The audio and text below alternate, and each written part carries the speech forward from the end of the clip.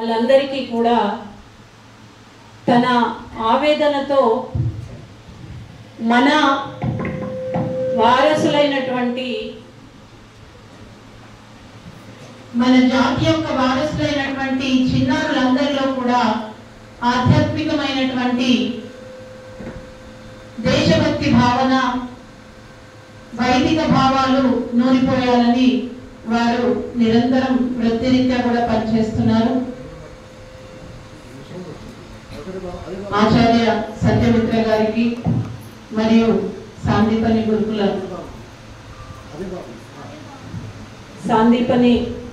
గురుకుల వ్యవస్థాపకులు సంగమేశ్వర్ గారు మరియు వానప్రస్థి వీళ్ళందరికీ కూడా పేరు పేరున హృదయపూర్వక నమస్తే.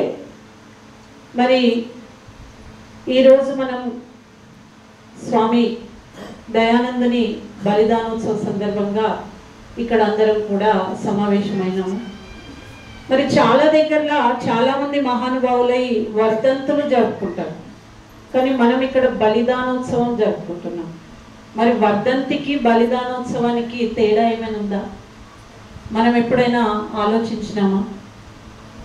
శ్రద్ధానందుని బలిదానోత్సవం జరుపుకుంటున్నాం, దయానందుని బలిదానోత్సవం జరుపుకుంటున్నాం, గాంధీజీ వర్ధంతి చేసుకుంటాం, నెహ్రూ వర్ధంతి చేసుకుంటాం, సర్దార్ వల్లభాయ్ పటేల్ వర్ధంతి చేసుకుంటాం. కానీ వాళ్ళది వర్ధంతి అని ఎందుకు అంటున్నాము, వీళ్ళది బలిదానోత్సవం అని ఎందుకు అంటున్నాం? వాళ్ళ పేర్లు వీళ్ళ పేర్ల కన్నా ఎక్కువగా తెలుసు జాతికి. మరి ఆ వర్ధంతికి బలిదానోత్సవానికి తేడా ఏంటి అని మనం ఎప్పుడైనా ఆలోచించినామా? ప్రతి సంవత్సరం జరుపుకుంటున్నాం కదా బలిదానోత్సవం అని. వాస్తవానికి వారి జీవితం మొత్తం కూడా బలిదానం చేసినారు. వైదిక ధర్మం కోసము, మళ్ళీ సనాతనమైనటువంటి వైదిక గురుకులాల స్థాపన కోసము, తర్వాత వేదాల యొక్క ధర్మాన్ని లోకంలో పునఃప్రతిష్ఠించడానికి వారి జీవితం సర్వస్వము త్యాగం చేసినారు. చివరికి అంతిమ శ్వాస కూడా అదే ప్రయత్నంలో వాళ్ళు వదలడం జరిగింది. కాబట్టి వీటిని మనం బలిదానోత్సవాలుగా జరుపుకుంటున్నాము.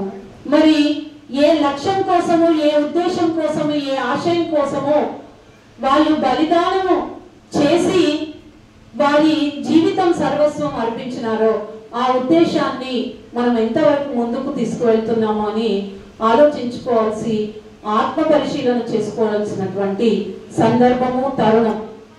ఎందుకంటే మధ్య మధ్యలో మనిషి యొక్క బలహీనతల వల్ల అనేక రకాలుగా వ్యతిరేక దిశలలో పయనించేటటువంటి అవకాశం ఉంది.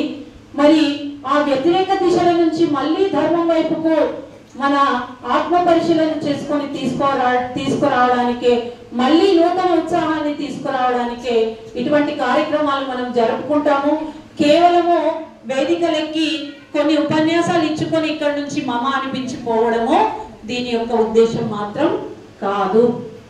కాబట్టి బంధువులారా, మరి వారు చేసినటువంటి త్యాగము, నిస్వార్థ సేవ, సేవా పరాయణత ఇవన్నీ కూడా మనకు నిత్యానుసరణీయాలు.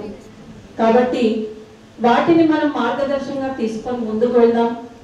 మరి వారి కొన్ని ఘట్టాలు నేను వినిపించడానికి ప్రయత్నం చేస్తాను. మరి వక్తలు ఉన్నారు కాబట్టి నా మాట పాట ఎక్కువ సమయం తీసుకుంటే వేరే వాళ్ళకి అవకాశం ఉండదు.